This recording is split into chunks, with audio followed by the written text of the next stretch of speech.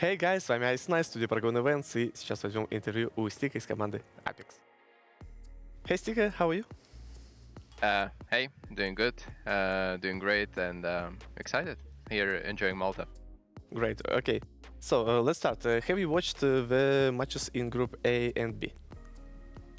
I have watched some, mostly from demo reviewing just to see what teams are doing. But I did watch obviously, and yeah, I'm excited. Some of the teams are not in our group because some of them are playing really well. What can you say about results of their group? I think some of the results that have been coming in, were pretty obvious or expected, I would say. I think some teams that made it through are one of the favorites to win the tournament, so I'm pretty happy with the results. One team that surprised me the most was probably BIG. I didn't expect them to go through, but the Big actually played really well overall, and they almost made it to win the group, but obviously Ens was a little bit better. So yeah, I think so far results make sense. What about Heroic? Not surprised? Heroic, yeah, I'm gonna be honest. It was bound to happen that sometimes they will have this slump period, and it's unfortunate that it arrived now during EPL, one of the tournaments that they could win. But I still think they're a great team, and it's just some rounds that they lost and some close games that they lost. It was really unfortunate, I would say. But props to their opponents, they played really well. But people started to figure out how Heroic plays and what works against them. It's an annoying play style, but people already are adjusting to it. Yeah, maybe. Agree. I think your group C is easier than others. What do you think about group and your opponents in it? I think you're right. I think our group is pretty doable for us to go through the playoffs. That's our main goal, to go to the playoffs. Some of the teams are going to be super unexpected. So M80 and Cyclone are both teams that didn't play that much. They're fresh teams, and Cyclone didn't play in Europe that much, so we didn't really know what to expect. And at the same time, we have really strong teams in our group in FaZe and Navi. They're probably one of the favorites to go through and even maybe win the tournament. So there's going to be a scramble for third place to go to the playoffs between us, Imperial, and maybe Fnatic. Obviously Cyclone, 9Z, and M80, they're all good teams. No one that made it here is bad or something. We cannot underestimate them. But I think we have a good chance to make it out, especially after the bootcamp that we had. We had really good results, really productive bootcamp in Oslo, and we're excited to play, and let's just get this thing going. What do you know about your first opponent, M80?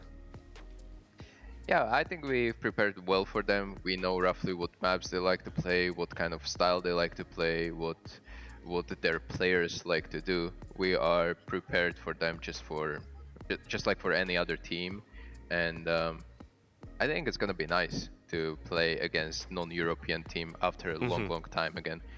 We usually do good against teams outside of Europe, so I'm hoping that this opening game is gonna go in our favor, obviously. Okay. How did you choose CacaNito when Jay left for Navi? So we looked at players at the market. We made a long list of players. There were like 10 players probably, and we prioritized them, and CacaNito was our top priority. So we're really glad that we managed to get him from top of our list. And what we looked at was obviously performance, individual performances, team experience where he played before. He was part of the previous pro league with ATK, for example. Plus, Kickson was his previous IGL in Blue Jays, so they know each other for a long time.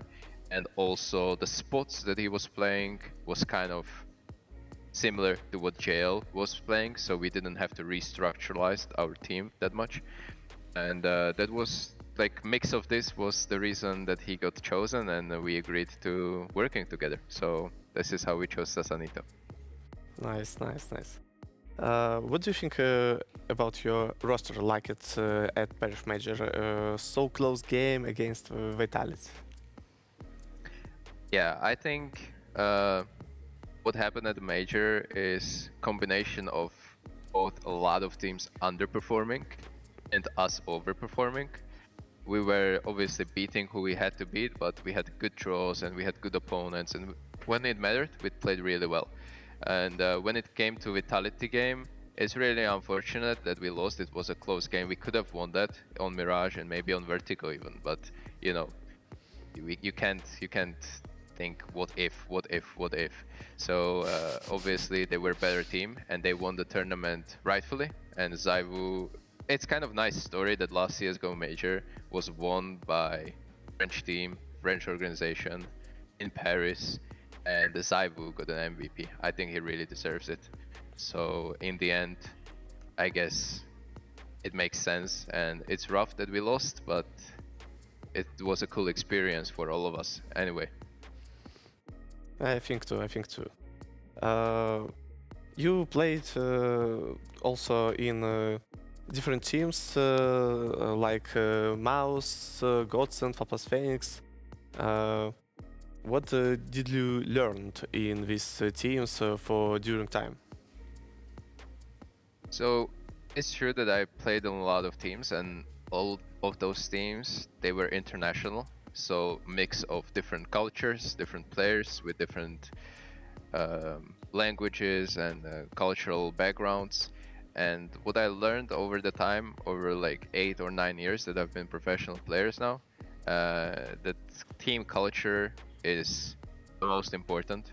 You cannot really perform at tier 1 and travel around the world and constantly be together if you're not friends and the culture is off completely in the team.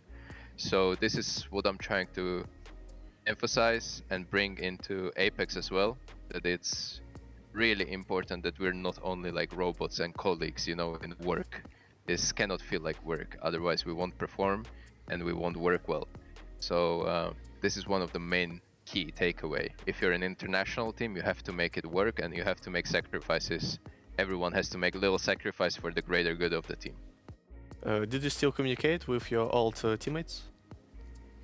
Yes, I've been in touch with some of my old teammates. Some of them I lost touch, but I'm okay. I'm on good terms with everyone. I'm friends with everyone. It's a little bit hard, you know, when you're online and you're not with each other at every event to keep in touch. But pretty much every teammate that I've had, I have great respect, and I hope they learn something from me just like I learned from them. Okay, and last questions. Describe each teammates in 1 or 2 words. This is good. Okay. I would go for Kickson first. I will say he's smart. He's incredibly smart. He thinks about the game, so smart is the word. For JKM, I would say a glue. He's like a glue sticking whole team together, you know, with his mentality and his goofiness. For CacaNito, I would say he's really crazy. The craziness is definitely worth both outside of the game and inside of the game. And for Nok, I don't know, he's sitting right next to me, so I'll say he's a bait. He's baiting so much, so baiter for Nok. Okay, and describe you also, 1 or 2 words.